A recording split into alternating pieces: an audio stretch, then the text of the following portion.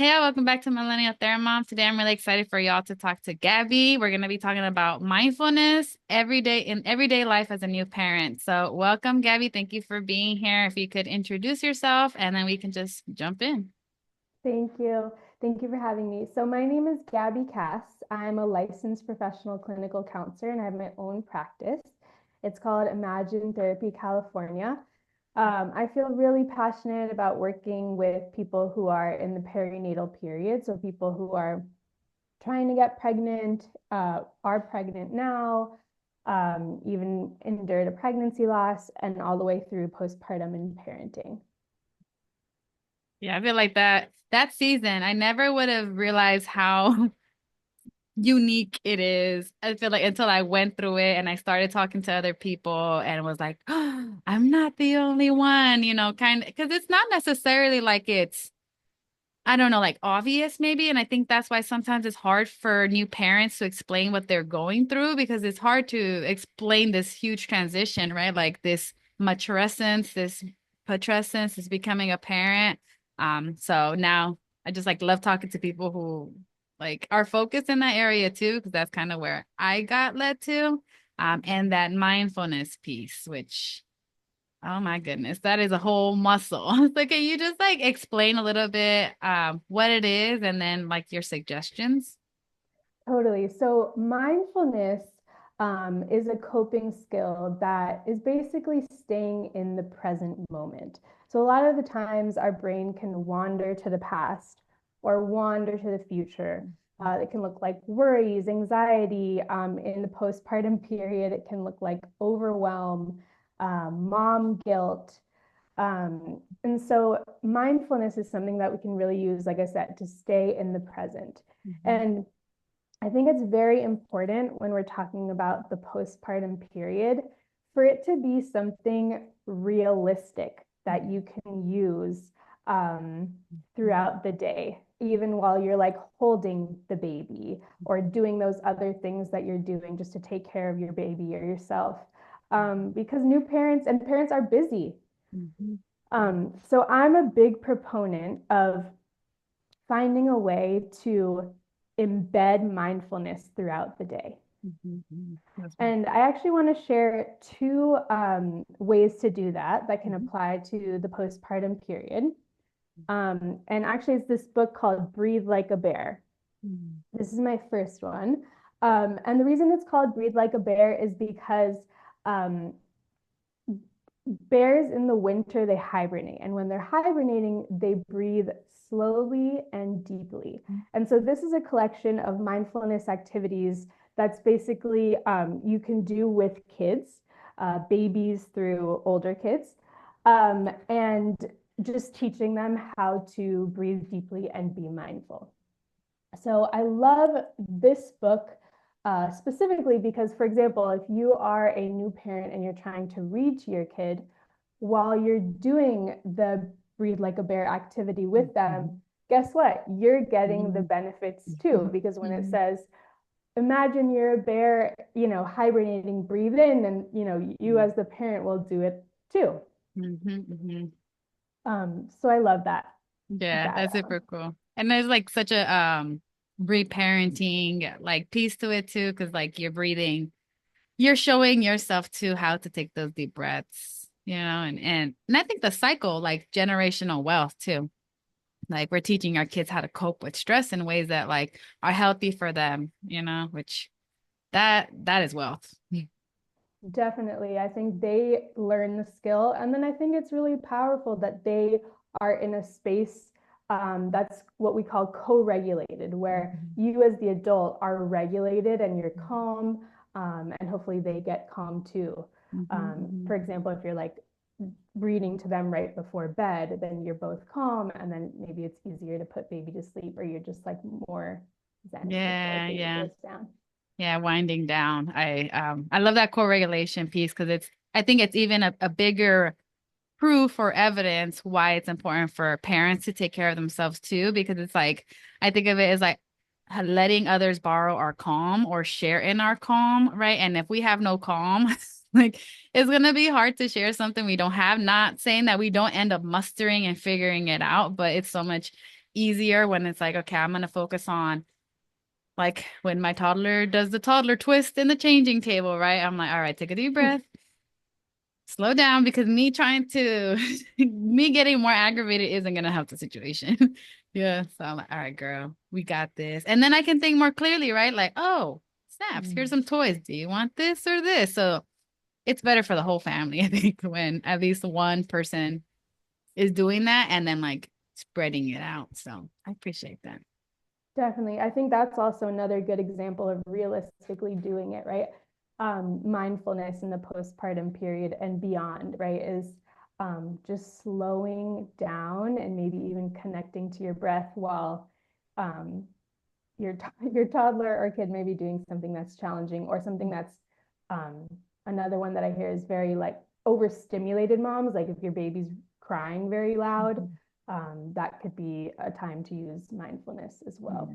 Yes, yes, yes. So yeah, so that's breathe like a bear. And the other um, way to use mindfulness in the early postpartum period and beyond that I find really impactful is doing deep breathing that's related to the connection points between you and your baby. So, for example, last night I was up with my baby in the Mhm. middle of the night, Mhm. rocking him back to sleep. He was up because he's teething, a very Mm. common Mhm. situation in postpartum period. And I was rocking him in my arms and using mindfulness in those connection points between us. So just being very aware of where his body is touching my body and tuning into that instead of like the frustration of like, oh, why can't he go to sleep? And why am I up Mm. in the middle of the night? Like that desperation that's very common, Mhm. especially in the middle of the night or especially Mhm. around baby sleep or Yeah. kids sleep. So what that looks like is wherever baby is touching your body. So for example, like his head was resting like up here on my chest. So it was really tuning into what his cheek felt like on my body. And I could feel like his breathing right here near my heart and what that felt like. I could feel his Mhm. stomach going up and down. Mhm. No, and then did you notice you were trying to do like deeper breaths, or were you like following, matching? Like, what did your breathing kind of look like? Yeah, I think anything, I mean, if anything, it was just rhythmic and slower once I tuned into that mindfulness, right? Because Mhm. that's what mindfulness does. It slows us down, helps us tune into our breathing in the present moment. I love that. I think that would have been a great like breastfeeding tip for me back in the beginning of like, and I think I knew that information in my head, and I think that that's why I was like, as a therapist, I'm like, yeah, I could quote stuff day and night about certain things. Doesn't mean that I do it all the time. Doesn't mean I still don't get stressed out and anxious and overwhelmed, right? But it's like, oh, okay, I need to practice that thing, because it doesn't, just because you have it in your brain doesn't mean your body is doing it automatically. And like you said, pausing and slowing down. I like this visual that I saw once of mindfulness being like your mind is full, like mindful. And it was like a person standing with a thought bubble and a lot of things in that thought bubble. And they're standing in front of like a forest or something, but they're kind of focused on the thought bubble. And then the other picture was mindfulness. And it's like being able to see the tree that's right in front of you. Right. So it was like, it's such a good example of like, yeah, it's just being able to step away from whatever the thoughts are trying to get us to pay attention to and be like, where am I now? Or as I like to say, like, where are your feet? Like, Mhm. oh, okay. And then from there you can decide, do I need to take a deeper breath? Do I need to bring some calm to the environment, to myself, and taking it from there. So yeah, it's such an underrated thing. And I say it all the time, like I agree with you. Like you don't need to go on a wellness retreat for a weekend in Bali to be able to benefit. Though if you have access to that, like get it, girl, get it, boy, like Yeah. have fun, do you? But for everybody else who's like, I'm stuck at home all day with babies. What do I do? So that's really helpful. Yeah. Yeah. Was there any last minute thing that you wanted to share with us? I think those two skills, oh, that book, we'll definitely link it. I'll put it in the description. But was there any contact information you want to share, or any last reminders or notes for people? I think the last thing I just want to share is even as me, as someone who's talking about these skills, I don't do it every day. I don't do it every time that I'm triggered. But I think the bottom line is just to do it as much as you can, just as much as you can remember. It will Yeah. go a long way. Yeah, it will. That practice, man, that practice really does. All of a sudden you catch yourself doing it when you weren't intentionally trying to do it. You're like, oh my goodness, I took a deep breath.